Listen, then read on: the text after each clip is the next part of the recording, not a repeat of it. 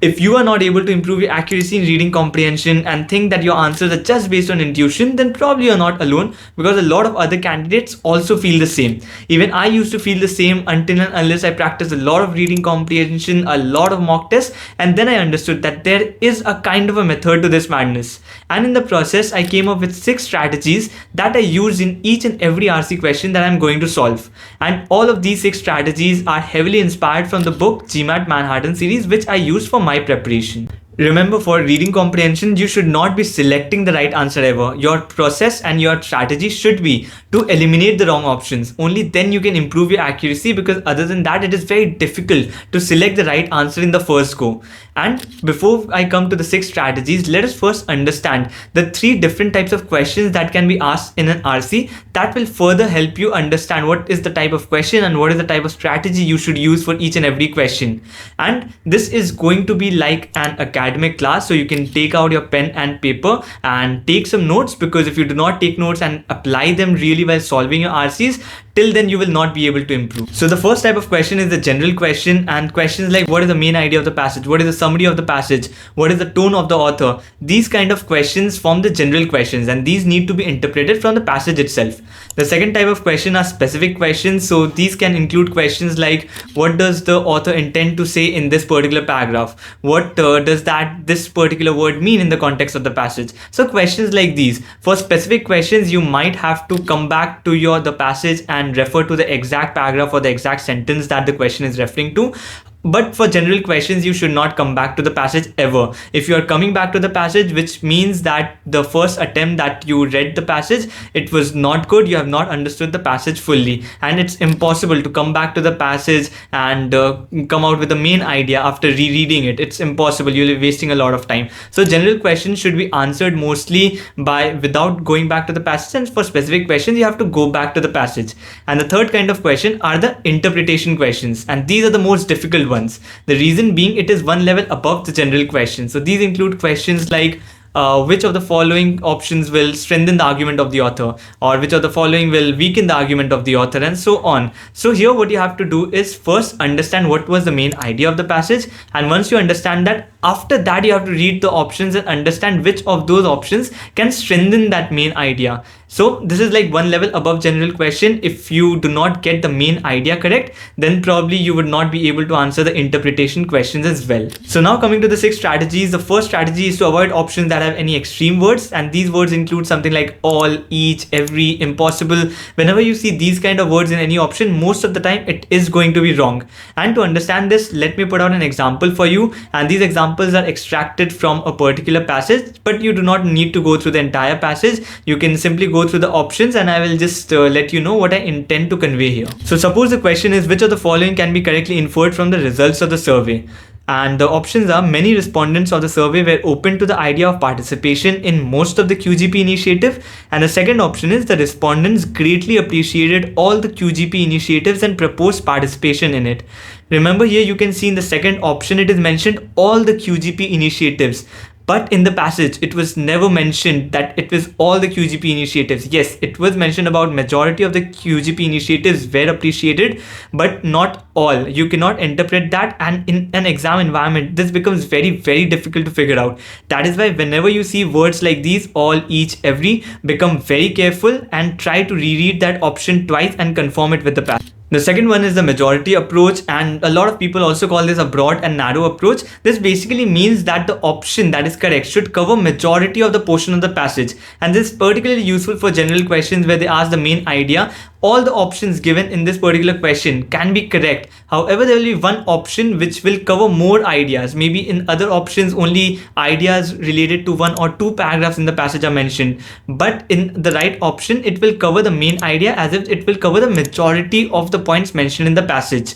And for this as well, let me put on an example so that it becomes clear to you. So suppose the question is the central argument in the passages. The first option was military and civil societies, they share a symbiotic relationship. Yes, it was mentioned in the passage that they share a symbiotic relationship, but it is not mentioned that they also influence each other in this particular option. The second option is military establishment are shaped by the culture of the society they serve. Yes, this is also factually correct, but what is not mentioned is the culture of the society also influences the military establishment.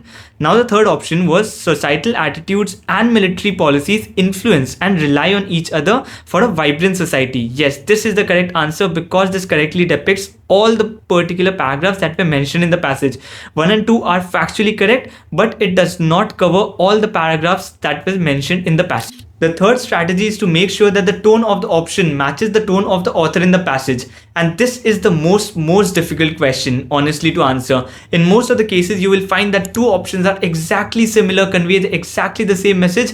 The only difference is the tone in which that message is conveyed. One of the option will have a tone that matches that of the passage, and that is going to be the correct answer. So let's take this as an example. Which of the following best completes the first paragraph of the passage? The first option was, for a long time women have been a part of the less privileged section of society, and the second option is, for a long time women were kept out of the mainstream policies, rendering them as less privileged.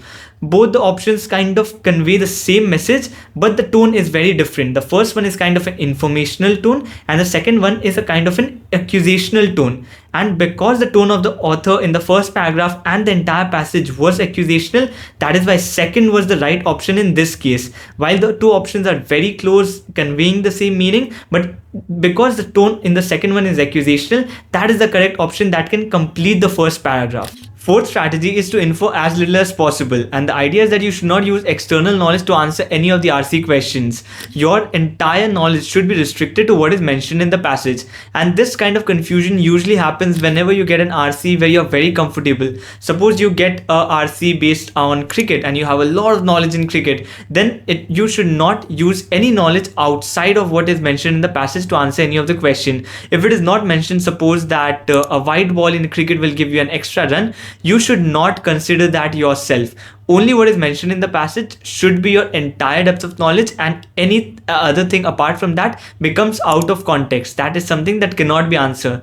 Usually the question paper setter will try to confuse you by putting in some extra information that is probably outside the realm of that passage, and usually that will be the incorrect option. The correct option would be something else where that particular thing is not mentioned. The fifth strategy is to avoid any incorrect linkages, and here most of the time you will see options like A has happened because of B. Maybe A is correct and mentioned in the passage, B is correct and mentioned in the passage, but that connection is not there, that A has happened because of B. So this is how the question paper setter will try to confuse you in this kind of a scenario. And let me put out an example for this one as well. Just look at these two options. The first one was, the most optimistic culture around the world speak languages which are more positive than negative words, and second one was, vocabulary tends to affect the culture of society with more positive words, implying a more optimistic culture.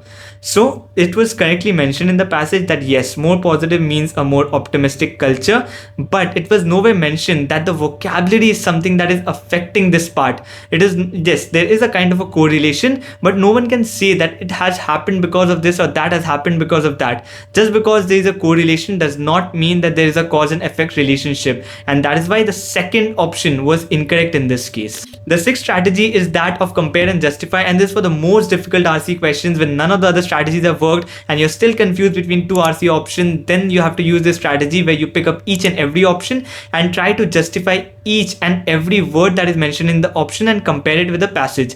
Usually the question paper setter tries to play with adjectives here. They will insert any particular adjective in an option and make it very confusing, and if you cannot justify that adjective and find it in the passage, then probably that is incorrect. So that's the final strategy, that you have to compare and justify each word that is mentioned in the option and go back to the passage and try to see if you can defend that point or not. So these are the 6 strategies for cracking the RC questions, and now what you have to do is start applying them, start using these strategies in your exam. Without practice you will not be able to improve. Just because you have listened to these points does not mean you have become an expert. You have to practice a lot of RCs and you have to start using these approaches, and only then you can improve gradually. So if you have any comment or any doubt, you can just comment down below, and if you are new to this channel, do subscribe, and see you in the next one.